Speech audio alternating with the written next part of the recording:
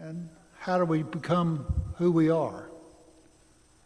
We are seekers at the Unitarian Universalist Church of Tampa.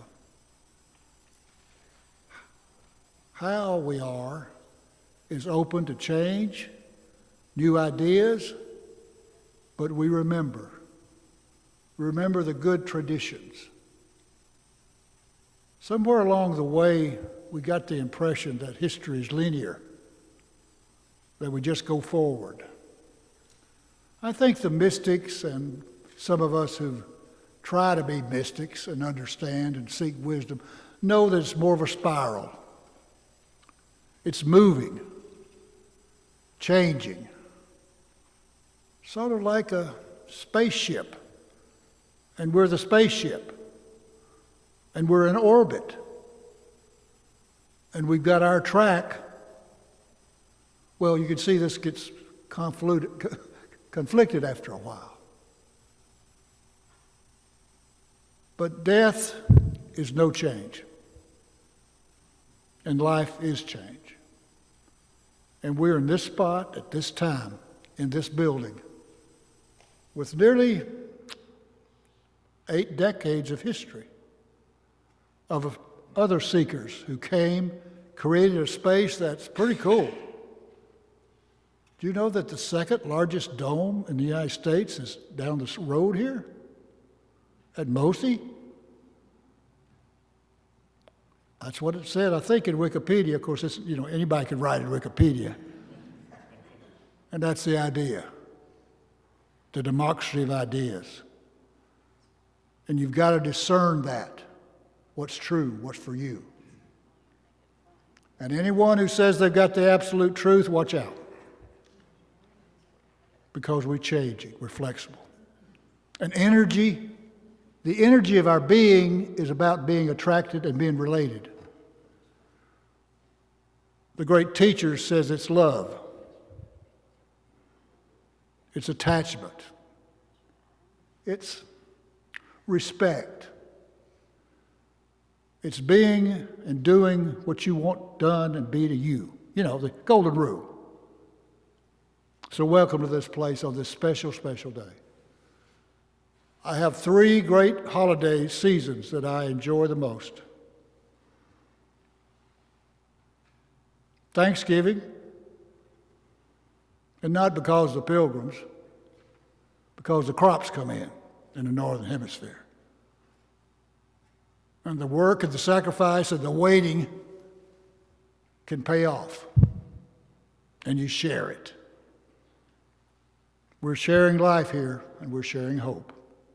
It's the flower communion that's now today, June the 23rd, 1923. June the 23rd, 1923, Prague, Czechoslovakia. And we'll be talking about more of it. Kim, would you come light our chalice before I waste another 2 hours trying to talk about it? We are light bearers. We share it with our children. We share it with our friends. We share it with our neighbors. And that fire and that light is love and search. By a man called Norbert Čapek, who was also the founder of the Unitarian Church in Czechoslovakia. Čapek saw there was a need to unite the diverse groups that made up his congregation, Protestant, Catholic, Jewish people, and he didn't want to alienate those who had left these traditions. So he turned to the beauty of the countryside and nature and the flowers that grew there for the elements of the communion rather than the Eucharist. Though Unitarian Universalists often refer to the ritual as flower ceremony, festival, or communion, Čapek's term, oslava květin, is more accurately translated as flower celebration, and it's still used, that term, by Czech Unitarians today.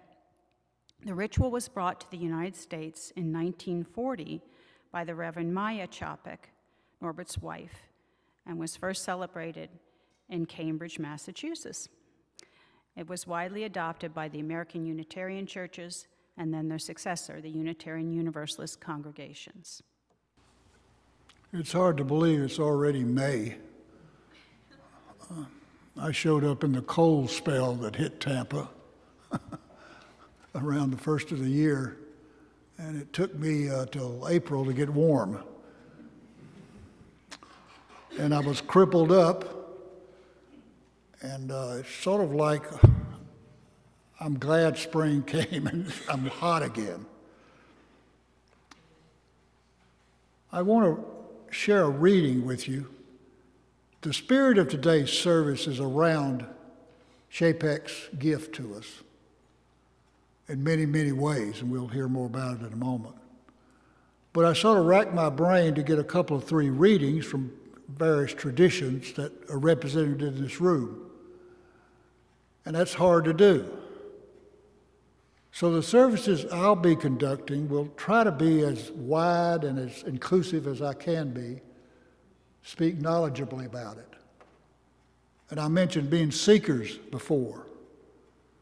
And one of the joys of my ministry since 1974 has been to work on ideas fresh. In my dotage, I've understood that you're doing the same ideas over and over again, Doak. Where are the notes for that? Well, I'm notoriously bad file keeper. So this is maybe what good preachers have done always, is forget it and have to do it again. You make it fresh every Sunday because you forgot what you did 4 years ago, or 20 years ago, or 30 years ago. I'm not boasting, I'm just telling you how it is.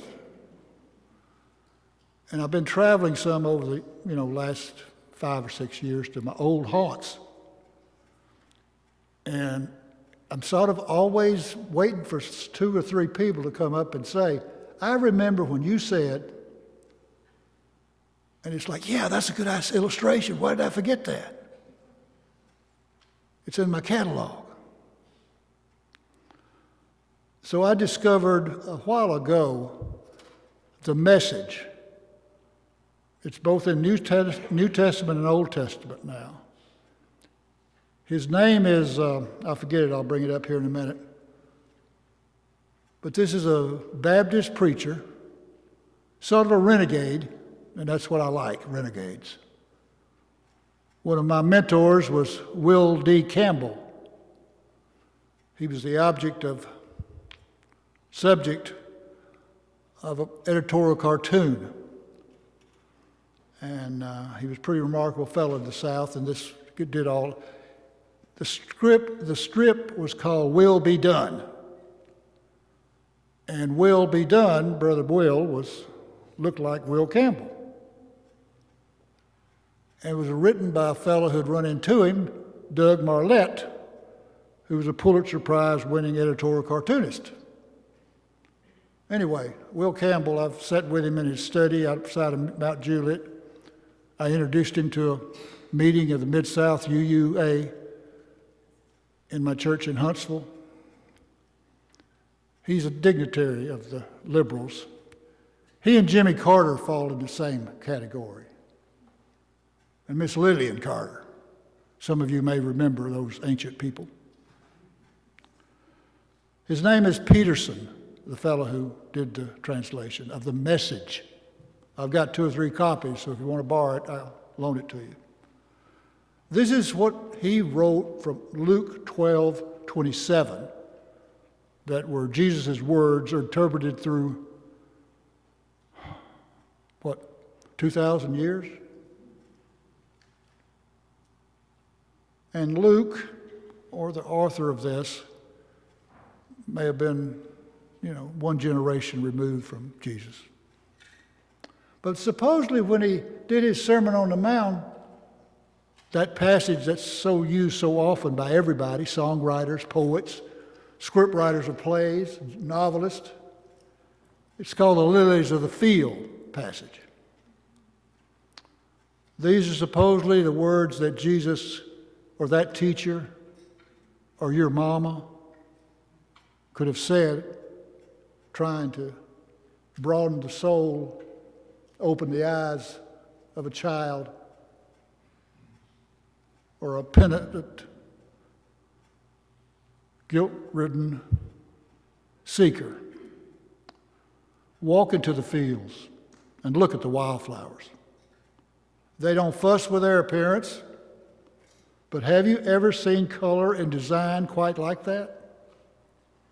The 10 best men and women in the country look shabby alongside them. I invited folks to bring flowers today, extra flowers. And everybody wanted to put it in the middle bowl. Well, see, this is improv every Sunday, every flower communion, all around the world, in homes, maybe even in a prison or two. Because we're just not the prim and proper folks of Boston or Chicago, Hyde Park, or Nob Hill in San Francisco. You get the idea. It's people of all stripes who know that life is bigger than our categories and are limited only by our imagination. I want you to have a time of silence. Maybe think about this day. I've thought about nothing else but the mothers in my life for the last 3 days. I sent congratulations to the mother of my children.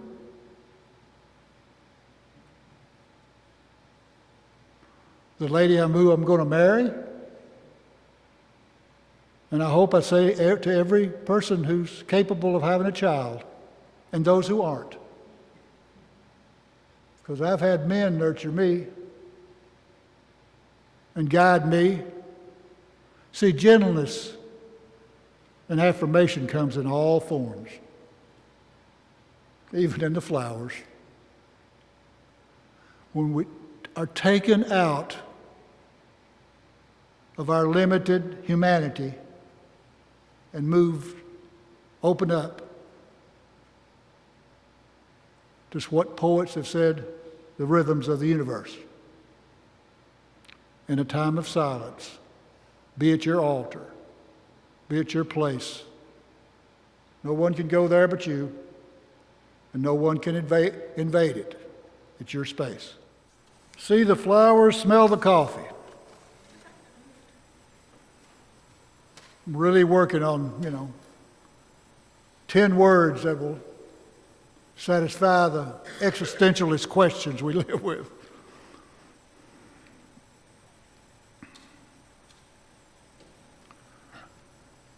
Spring is the renewal time, and fall is the harvest time. And most of our lives and truths and realities are shaped where we are and when we are.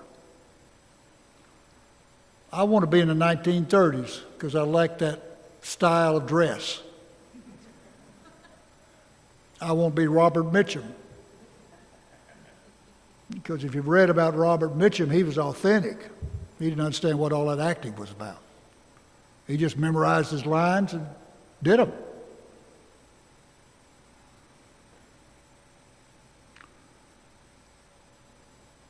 Norbert Chapek was sent by the American Unitarians back home. He had a new wife. His late wife had died before he left Czechoslovakia right after World War I. He was a very, very excitable young man. He was born in southern Bohemia, over near Moravia. And if you look up his home Providence, and the capital of that region today, the mayor is a Chapek. So it must be so like Jones or Smith. And if you've got any ancestors from Central Europe, and you do genealogy, you may want to look for kinship.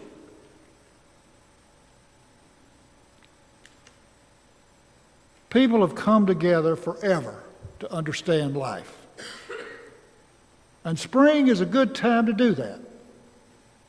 Because nature, without any of our help, provides all the beauty we need. And you know, it provides all the food we need. Sort of. See, human beings have somehow forgot that they are animals. They've forgotten that they're of earth.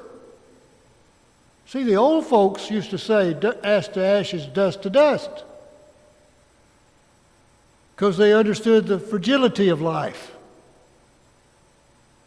And they latched on to the warrior God of the ancient Jews, the pre-Jews.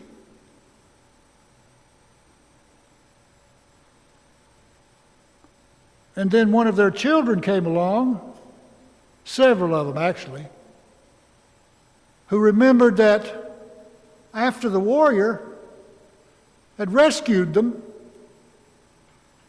they set up a community. And they made covenants one with another, but also to that supreme power, that higher power, Jehovah. But their inspirations came around from those renegades who didn't want just an institution, but they wanted the changing of a heart. They had insight into what it means to be an animal on 2 feet with an opposing thumb and with a brain that's able to communicate and make community. History,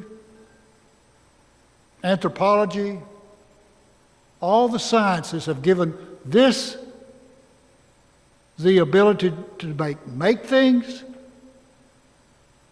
to think abstractly,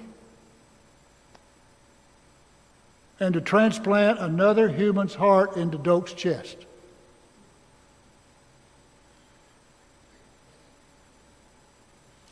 But you know how sterile a hospital is? Unless there's practitioners of a science that can make the technology available that saved my life and gave me, 15 years come June the 21st.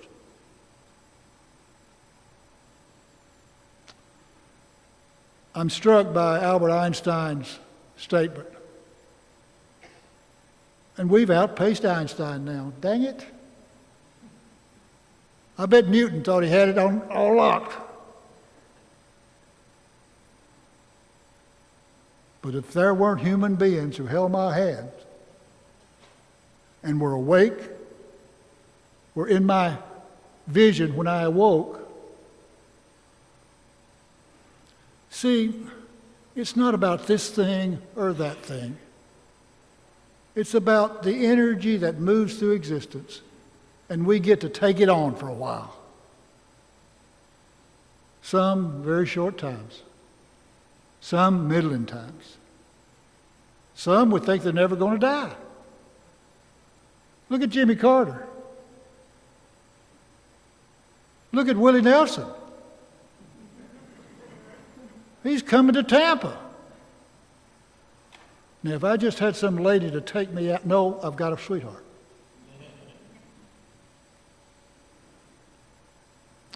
See the flowers, smell the coffee. It's a great invitation. It's a great day to be alive. And the oppression in the world and the fear that's out there right now, it's raining. We got colors right here. Now, some of you may have raised these, but you didn't make the seed.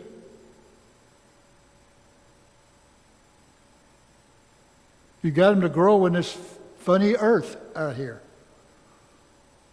I hope my sunflowers come through, but they may not. Thank goodness I'm not dependent on them for food. You get the drift.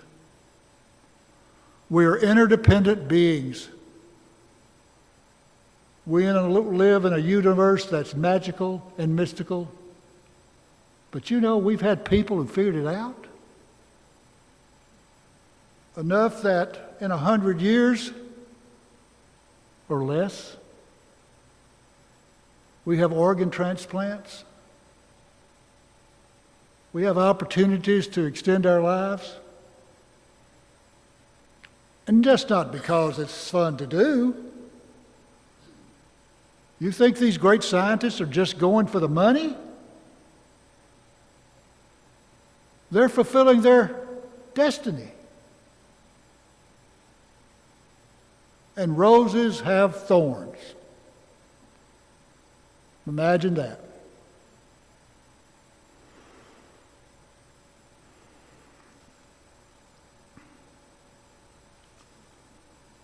Now, I've tried to adapt today the flower ceremony, the flower communion, the flower celebration from the script that's provided through history, through researchers who've worked to understand what happened that June morning at a former palace in Prague. Now, Chapek's church by 41 would have 3,200 members. He had a social justice program. He had doctors. He didn't. They did. They did.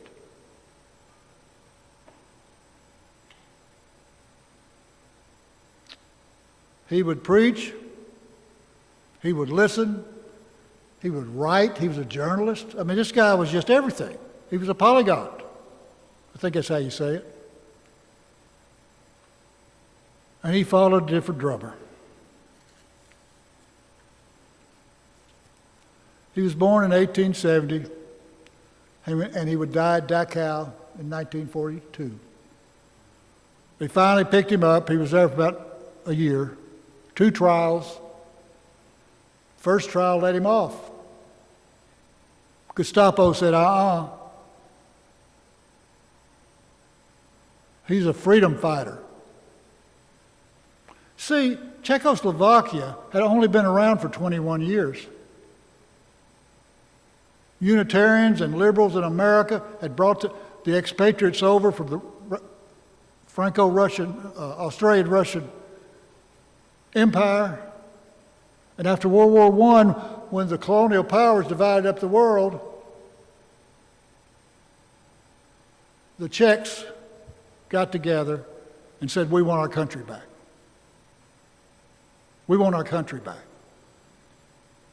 And by George, they got it back. And it was liberal, it was progressive. Oh, it's not today. But you just read up on Czechoslovakia's history, and you will see that there was a light then. And the dark forces tried to extinguish it. But Doak, Mansfield this morning, and we at the Unitarian Universalist Church of Tampa, under the dome, are remembering.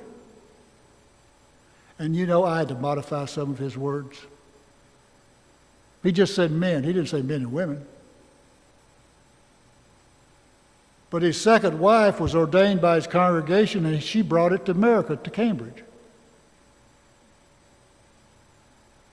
And she lived in my lifetime. I did not have the privilege of meeting her.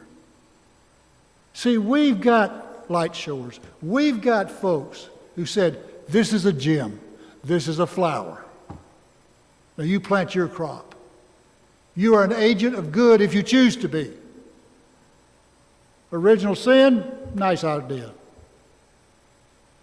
I think we're a blank slate. But you know the old chalkboards we used to have? If you were lucky, you got the assignment of washing them. Because if you do a couple classes a day, you got all that stuff up there. They were using them all the time as a kid. But some of those old chalkboards would get marred. And no matter washing them, cleaning them, would restore the greenness or the blackness. Original sin is a crock, but I live it every day. See, those chalkboards had patterns there, and you just had to walk over them, right over them. So original sin, it's not absolute. We remember. We have DNA. We have memory. I'm Scotch, Irish, Welsh, English. I got some traits that are scary. Of course, you don't do that. You're pure, right? I'm just saying, don't be too arrogant. Clark Wells, one of my mentors many years ago, did a little meditation book come spring, and I think he said the title was, or one of the right readings was, The Arrogance of This Business. Meaning anyone who gets in a pulpit and wants to teach, wants to pontificate, wants to orate about the great truths, watch out for them. Because, see, I'm pitching ideas at every good minister, at every good person. You don't have to be ordained. Of course not. But you've been set aside to do this. Thank you. Thank you for allowing me to be this way every Sunday. It fulfills my life. Chapek said this about this faith he gave his life for. I really, really advise you to look him up. There's several books. There's one good book on him because he is a hero. He is a saint. And they killed him when he was 72. Medical experiments was the quote. Folks, that's just not a story. That's just not a fairy tale. That's not Hollywood script. That's happened. That happened in a civilized country. The brightest and the best of Central Europe. So we get out of our racism, we get out of our chauvinism, and know there's evil in every one of our hearts. But we have to pluck that out like you clean up a garden. He wrote this about his faith. I'm not sure when he did it, but I think I could say yes to everything he's saying. See what you think. It is my ideal, quote, the Unitarian religion should mean higher culture. That stumped me a little bit. But then I recast that word culture. How about this? The Unitarian religion should mean broader, deeper, wider consciousness.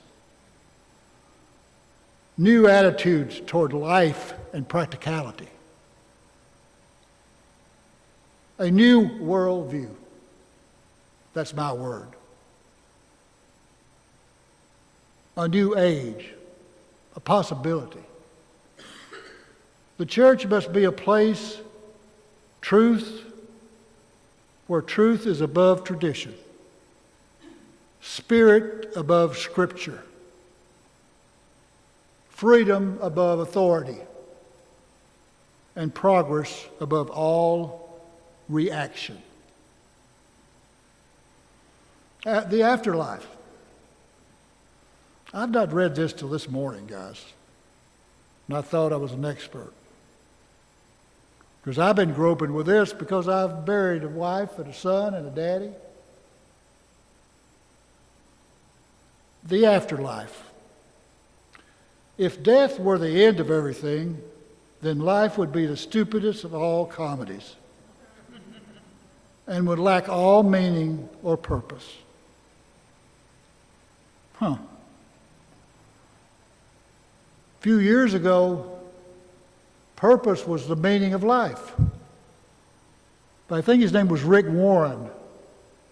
He made a pile of money. Mega churches use it this morning, probably. Well, Norbert said it 100 years ago, 80 years ago. Across the world, as the darkness fell, as the meanness fell. How could providence Norbert again. How could providence abandon and betray us when our lips have barely touched the rim of the cup of life?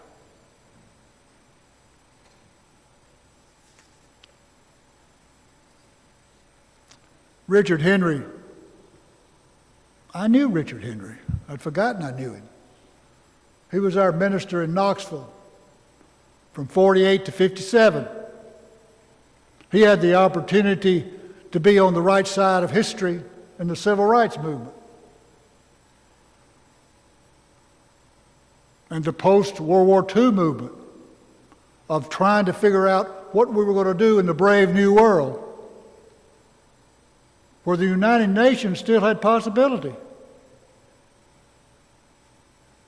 When we sent some of my kinfolks, some of your kinfolks to Korea, because Korea had a government that sort of said, we'd like to be like the West. And the East said, no, we're going to be communistic. See, all the reasons, all the storylines of our human history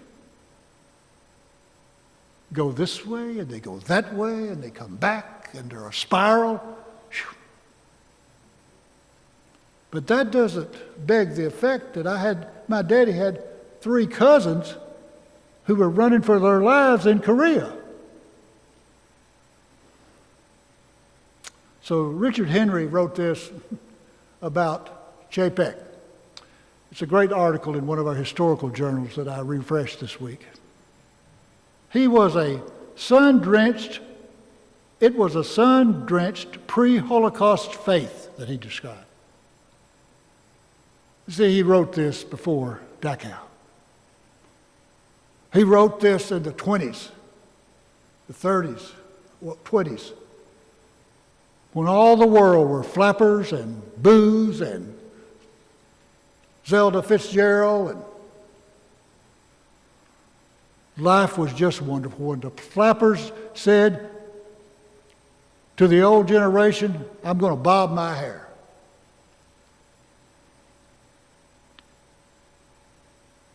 Yet, Dick Henry wrote this. He endured his martyrdom, Norbert did. He endured his martyrdom with a heroism confirmed by survivors of the concentration camp who knew him there. So basically, he was a chaplain to them till they came for him.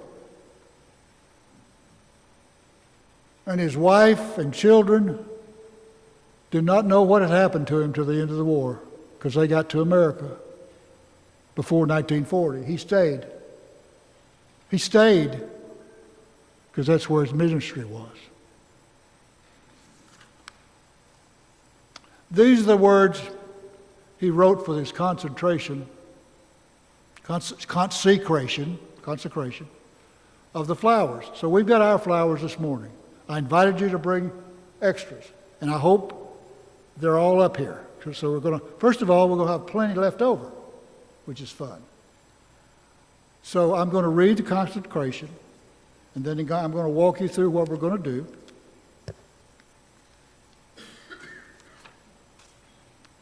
These are his words with a few modifications. Infinite Spirit of life, we ask thy blessings on these, the messengers of fellowship and love. May they remind us amid our diversities of knowledge and of gifts to be one in desire and affection and devotion to thy holy will. May they also remind us of the value of comradeship, of doing and sharing alike. May we cherish friendship as one of the most precious gifts of life. May we not let awareness of others' talents discourage us or sully our relationships, but may we realize that whatever we can do, great or small, the efforts of all of us are needed to do thy will in this world.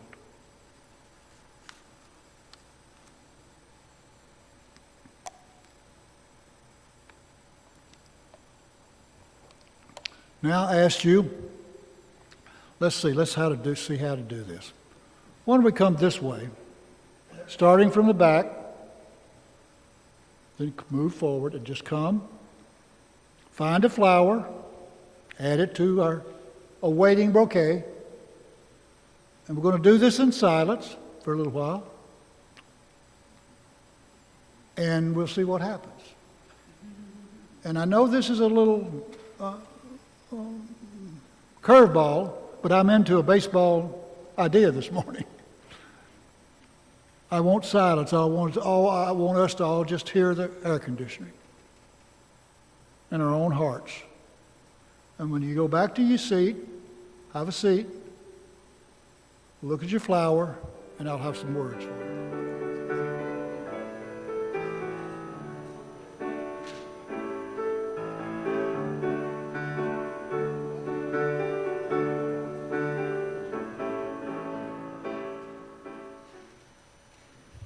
I think you did a pretty good job. We did a pretty good job.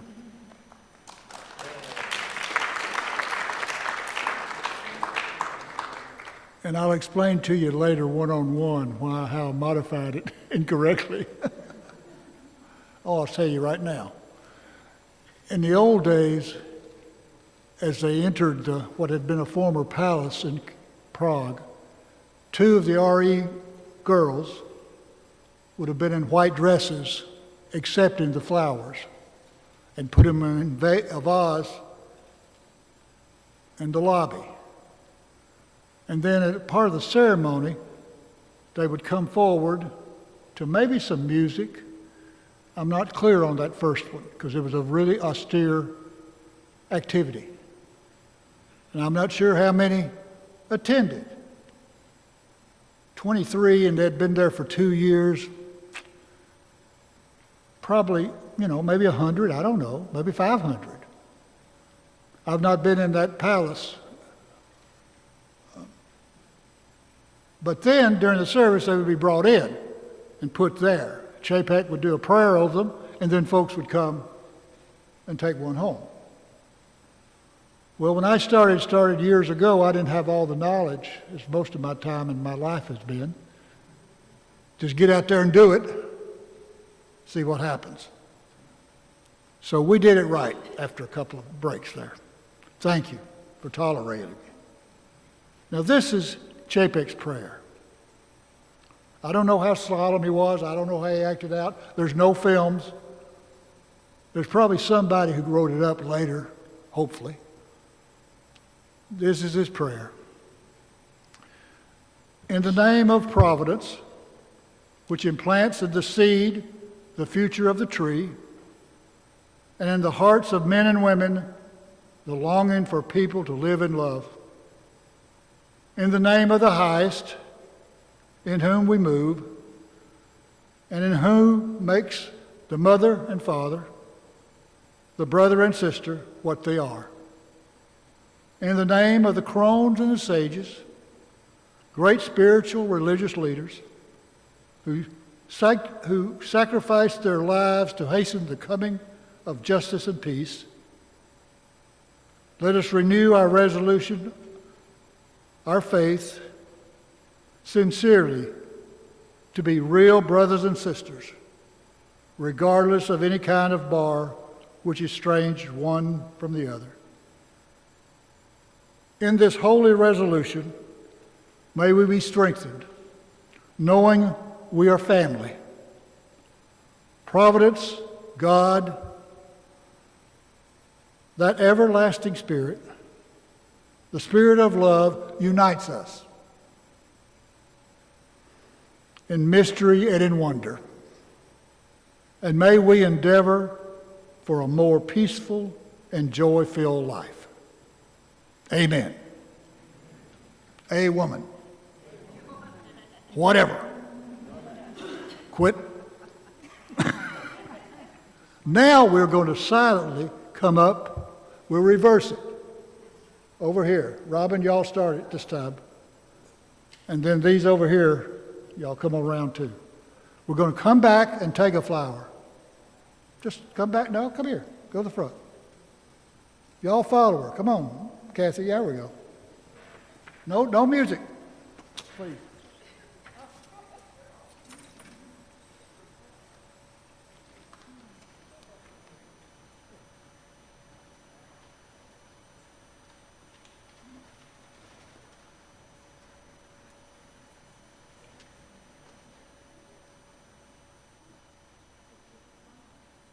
I invite you to look at your flower. Touch it even if you want to. Yeah, touch it. You can see it as a memorial to a loved one. I'll think of several people because they all come flooding back. Even the ones who hurt me because they didn't kill me.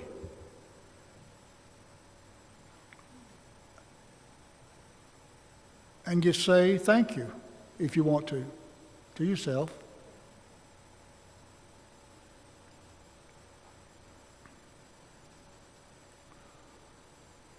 And you don't need words now.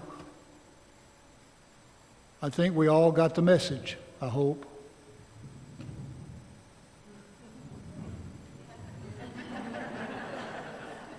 Don't you say a word.